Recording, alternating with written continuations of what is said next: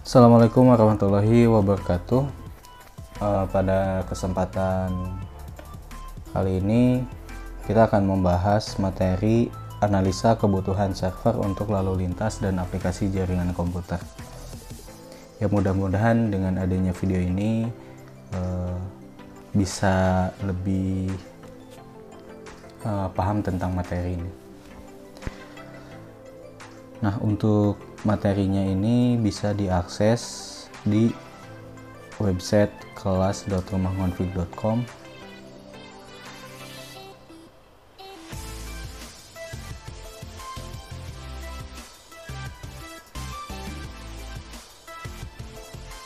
Oke, masih menunggu ya.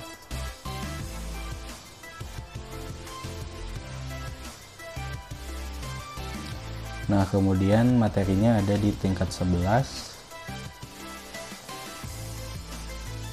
Nah, yang ini ya, yang analisa kebutuhan server.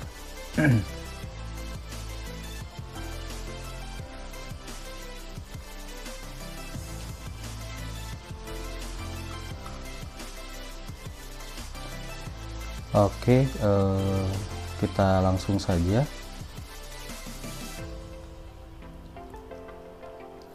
Nah, jadi di sini tujuannya adalah kita harus bisa menentukan spesifikasi dari server yang nanti akan digunakan. Nah, dilihat dari beberapa faktor nanti. Nah, sebelum ke materi tersebut, kita harus tahu dulu apa itu server. Nah, server itu sebetulnya komputer juga, hanya saja fungsinya berbeda dengan komputer yang umumnya digunakan. Nah, server ini fungsinya atau tujuannya untuk melayani perangkat yang lain, di mana di server ini nanti ada sebuah layanan. Nah, layanan-layanannya itu bisa mungkin Bapak sebutkan seperti DHCP server, web server, FTP server, kemudian DNS server, dan lain-lain ya. Nah, kalau misalkan contoh yang sering digunakannya itu di kehidupan sehari-hari adalah seperti website Facebook, website YouTube, kemudian website Netflix gitu ya, kemudian ya website yang untuk materi saat ini ya. Nah, seperti itu. Nah, kemudian bentuknya seperti apa? Nah, bentuknya berbeda sekali dengan komputer yang pada umumnya. Nah, kita coba lihat ya, searching di Google.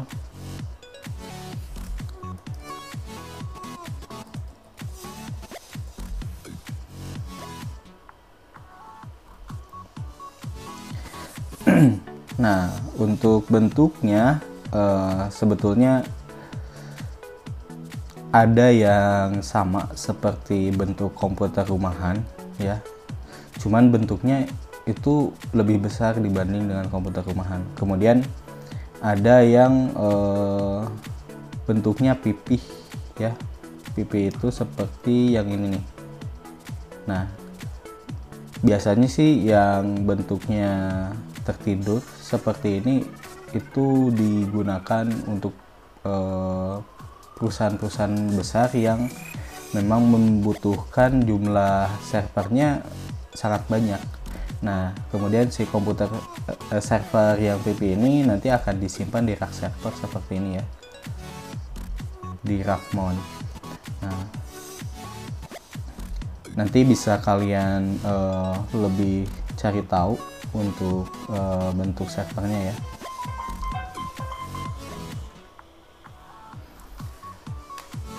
Nah, ini ya yang belum dibuka mungkin casingnya seperti ini.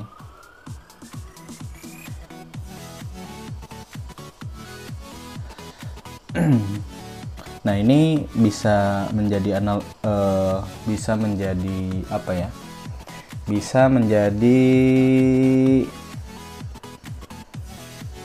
gambaran mungkin di suatu perusahaan ya.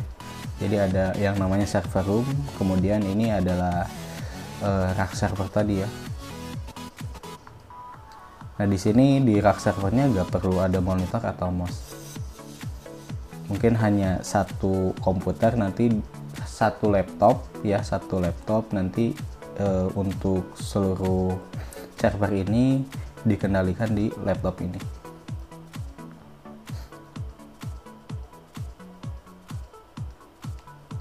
Nah kemudian ada gambar yang lain di mana di sini menggambarkan topologi atau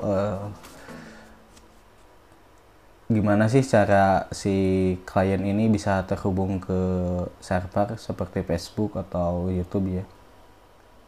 Nah, pertama server ini harus terhubung ke sebuah jaringan.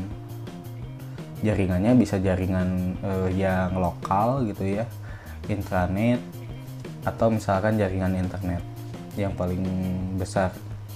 Nah kemudian jaringan internet ini nanti akan terhubung ke kliennya bisa laptop, Android atau komputer atau device yang lain.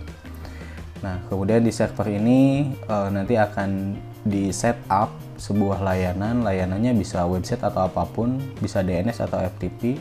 Baru setelah layanannya sudah komplit gitu ya, sudah selesai, nanti ada sebuah alamat yang bisa diakses dari komputer atau Android ini, seperti itu. Nah, yang harus dipertimbangkan dari server ini dilihat dari yang mengakses itu berapa puluh perangkat atau berapa juta perangkat ya. Nah, semakin banyak yang mengakses layanan tersebut, maka servernya itu akan bekerja secara jadi semakin berat ya. Nah, semakin sedikit yang mengakses, maka kinerja server itu juga akan semakin ringan. Nah, makanya nanti dibutuhkan yang namanya analisa ya, untuk supaya kinerja servernya bisa semakin optimal. Jadi disesuaikan dengan jumlah penggunanya, seperti itu. Oke, jadi tadi Bapak sudah mengutarakan bahwa server adalah perangkat yang ditujukan untuk menyediakan sebuah layanan kepada beberapa perangkat lainnya. Nah, beberapa server bekerja dengan berat dan beberapa lainnya bekerja dengan ringan.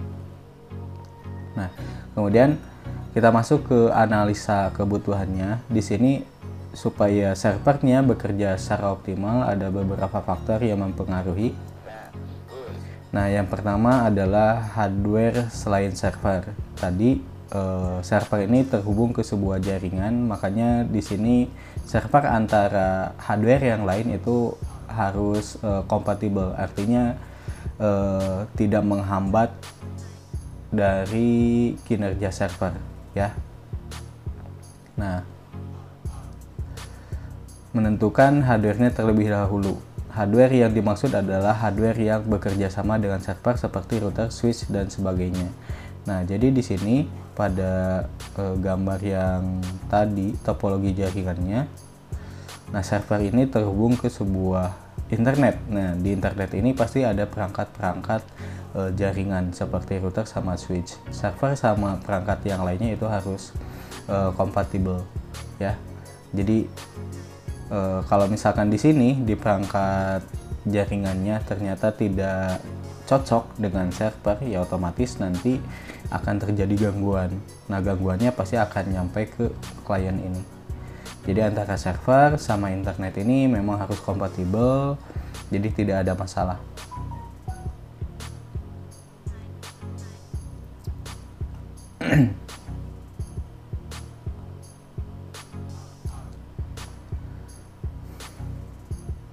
Nah, pastikan bahwa server kita bisa bekerja sama dengan hardware lainnya, pastikan bahwa port untuk koneksi antara peripheral satu bisa bekerja dengan yang lainnya. Nah, itu faktor yang pertama. Kemudian faktor yang kedua supaya servernya bisa bekerja dengan optimal adalah kita harus tahu aktivitas bisnisnya atau servernya itu nanti untuk apa. Ya, apakah server melakukan komputasi matematika yang rumit? Apakah server hanya menyediakan konten? Nah, dengan kita tahu tujuan dari pembuatan servernya, nanti akan menentukan spesifikasi dari segi hardware-nya. Ya, contohnya kita dalam penggunaan handphone itu untuk apa misalkan? Apakah untuk membuat konten di Instagram atau misalkan membuat konten di YouTube misalkan, seperti itu. Nanti kan spesifikasi dari handphone Android-nya juga akan berbeda, ya. Seperti itu. Nah, setelah mengetahui aktivitas bisnis, kita bisa menentukan kebutuhan hardware operasional dalam server. Kita berapa clock rate yang dibutuhkan, jumlah RAM, jumlah penyimpanan data, dan sebagainya. Ya tadi, handphone Android yang digunakan untuk membuat konten di Instagram atau misalkan handphone Android yang digunakan untuk membuat game, untuk memainkan game, itu akan berbeda. Ya, contoh untuk tadi handphone yang digunakan untuk memainkan game, tentunya ada beberapa komponen yang harus diunggulkan. Misalkan seperti RAM-nya itu minimal berapa giga, kemudian prosesornya juga berapa giga. Sedangkan untuk handphone Android yang digunakan untuk membuat konten di IG, misalkan di Instagram, nah berarti yang harus diunggulkannya adalah dari sisi kameranya. Misalkan berapa megapiksel gitu ya. Mungkin kameranya ada yang 3, ada yang mikro, dan lain-lain. Kemudian dari segi penyimpanan untuk foto, karena di IG itu kan misalkan nanti kita bisa membuat konten video yang singkat atau untuk foto-foto seperti itu, ya. Jadi dengan faktor aktivitas bisnis, kita tahu dari awal nanti akan bisa menentukan spesifikasi dari hardware-nya. Nah, secara hierarki kebutuhan server terpisah antara hardware dan software, tapi salah satu dari mereka tidak bisa diabaikan. Hardware ditentukan berdasarkan aktivitas bisnis dan jumlah pengguna. Lalu bagaimana untuk menentukan hardware ini? Ada beberapa metode, salah satunya adalah klasifikasi tingkatan. Nah, klasifikasi ini bisa berbeda-beda sesuai dengan orang yang melakukan klasifikasi orang tersebut. Harus berpengalaman dalam melakukan perkiraan kebutuhan hardware untuk sebuah bisnis. Ya, seperti itulah ya. Jadi pada intinya kita harus tahu tujuan dari aktivitas bisnis yang akan dilakukan, nanti akan menentukan dari spesifikasi server dari sisi hardware-nya dan dari sisi software-nya. Kemudian faktor yang ketiga itu ada jumlah pengguna.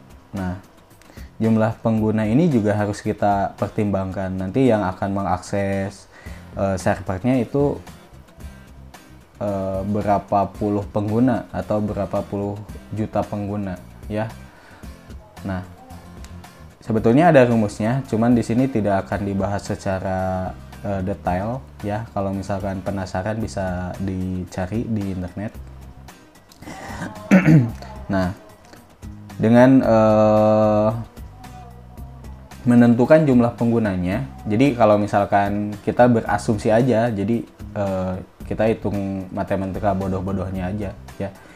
Misalkan untuk yang ini, website yang Bapak gunakan untuk materi ini, itu Bapak sudah menghitung mungkin untuk mengakses website ini hanya ratusan dalam 1 menit, sehingga kayaknya ini masih bisa gitu ya, masih bisa dihandle oleh server di hostingannya. Jadi kalau misalkan nanti ternyata pengunjungnya semakin bertambah, ya otomatis dari segi hardware-nya gitu ya, dari segi hardware-nya itu bisa di upgrade seperti itu. Nah, cuman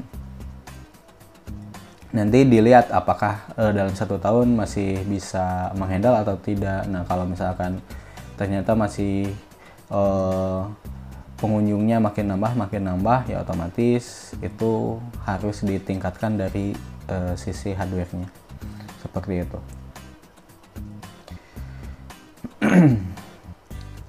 Nah, kemudian faktor yang keempat itu skalabilitas ya. Nah, sebuah struktur yang baik adalah apabila struktur tersebut tumbuh.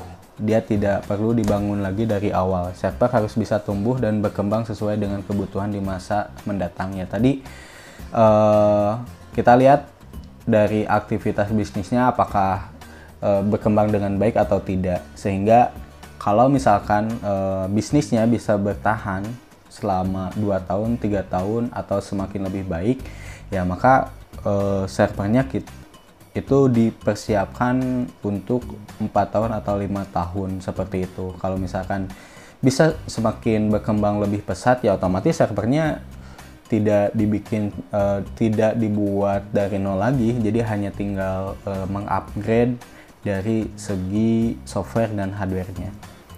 Itu ya. Kemudian titik penyebaran. Nah, titik penyebaran ini juga sangat penting ya. Kalau misalkan bisnisnya bukan hanya di satu negara, ya contohnya kalau misalkan server antar kota, ya itu masih bisa dihandle sih sebetulnya.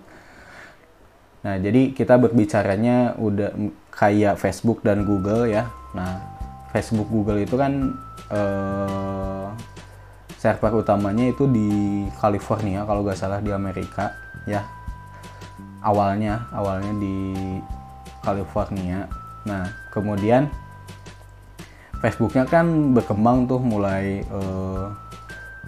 hype gitu ya. Jadi mulai banyak penggunanya, dan penggunanya itu dari banyak negara. Nah, otomatis si penggunanya itu dari seperti di Indonesia misalkannya, yang di Asia, kemudian di Malaysia. Nah, dengan mengakses servernya yang ada di California itu akan menambah waktu dalam mengakses websitenya. Jadi semakin lama, ya otomatis Facebook itu harus membuat server yang memang dekat, yang paling dekat lah untuk daerah Asia ya. Jadi nanti ketika mengakses websitenya itu tidak terlalu lama seperti itu. Jadi harus dibuat beberapa titik ya, seperti di Asia mungkin bisa di Singapura atau di Malaysia ya, sehingga nanti bisa mengurangi dari kecepatan akses website Facebook tersebut ya. Nah, tadi di sini dari aktivitas bisnis dan jumlah pengguna itu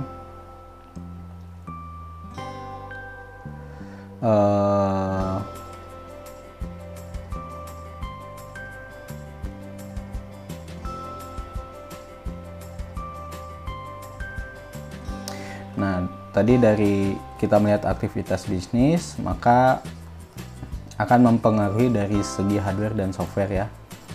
Nah, di sini ada contoh gambar dari server tadi. Nah, setelah dibongkar nanti ada RAM-nya, kemudian ada prosesornya ya. Nah, kalau untuk server itu RAM-nya itu slotnya ya, ini slotnya, jadi penyimpanan RAM-nya itu bisa banyak sekali. Nah, pada umumnya kalau untuk di komputer itu paling banyak ya 4 lah ya. Kalau sekarang umumnya sih 2, tapi kalau untuk yang game-game gitu ya, untuk komputer gaming itu biasanya ada 4 atau 8. Nah, kalau untuk server itu sendiri malah lebih banyak ya. Jumlahnya bisa 1, 2, 3, 4, 5, 6. Ini 12, atau misalkan ada yang bisa menyimpan 32 RAM ya. Seperti itu. Dan untuk prosesornya juga ini bukan satu prosesor, tapi ada 2 prosesor atau banyak lah di satu perangkat. Nah, contoh gambar yang lain Nah, ini di bagian atasnya untuk tampilan servernya ya, jadi ada keterangannya.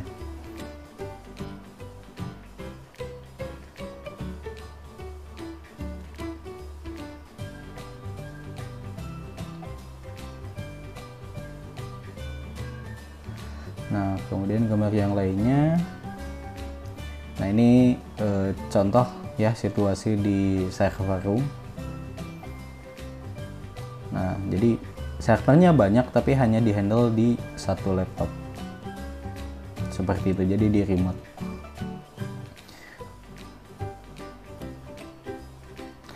Nah, yang harus diperhatikan tadi di hardware-nya itu ada 3 komponen ya yang umumnya. Pertama prosesornya, kemudian kedua hard disk untuk penyimpanan data, dan yang ketiga itu RAM. Nah, kemudian dari segi software juga kita harus pertimbangkan ya. Pertama adalah jaminan, kemudian kedua kontinuitas, ketiga keamanan, dan keempat kehandalan. Nah, jaminan ini apakah nanti dengan menggunakan software ini tidak akan mempengaruhi bisnis. Jadi kalau misalkan ternyata ada bug gitunya dari si pengembang, itu ada jaminan nggak untuk memperbaiki bug tersebut ya. Jadi bisa mempertanggungjawabkan nggak dari segi softwarenya. Kemudian yang kedua kontinuitas ya. Jadi yang namanya software itu kan pasti ada updatean ya. Apakah misalkan dari pengembangnya bisa memberikan updateannya seperti itu yang memperbaiki bug-bugnya. Kemudian dari keamanannya juga sangat penting ya, karena kalau misalkan udah masuk ke ranah bisnis itu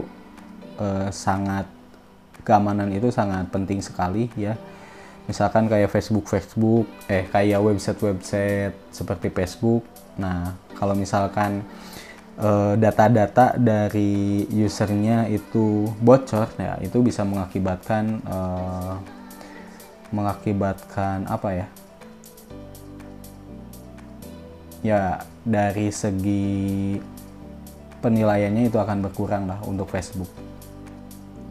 Nah, kemudian kehandalan ini apakah software ini bisa contohnya menghandle berapa pengguna sih, misalkan apakah misalkan bisa puluhan, ratusan, atau jutaan. Jadi semakin banyak software yang fitur-fiturnya lebih unggul itu lebih bagus. Nah, itu dari segi software ya. Oke, kayaknya udah semuanya dibahas di sini. Jadi bisa disimpulkan untuk membuat server ini tidak asal-asalan ya, untuk bisnis gitu ya terutama. Nah, jadi ada beberapa faktor yang harus dipertimbangkan. Pertama, hardware selain server. Nah, hardware selain server ini sebetulnya tidak dihandle oleh yang menangani server ya. Jadi ada orangnya khusus, itu biasanya disebut network engineer yang memang berkecimpung di jaringan internet. Nah, kemudian yang kedua aktivitas bisnisnya. Di sini kita harus tahu tujuan dari dibangun servernya itu untuk apa. Nah, kemudian jumlah penggunanya juga harus dipertimbangkan ya. Kemudian yang ketiga skalabilitas, dan yang keempat titik penyebaran. Nah, dari aktivitas bisnis dan jumlah pengguna nanti akan mempengaruhi dari segi hardware dan dari segi softwarenya.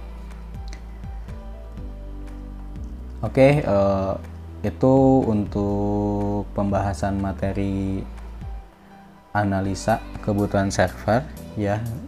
Kalau misalkan ada yang masih belum dipahami, bisa ditanyakan melalui aplikasi sekolahan.id atau melalui WhatsApp ya.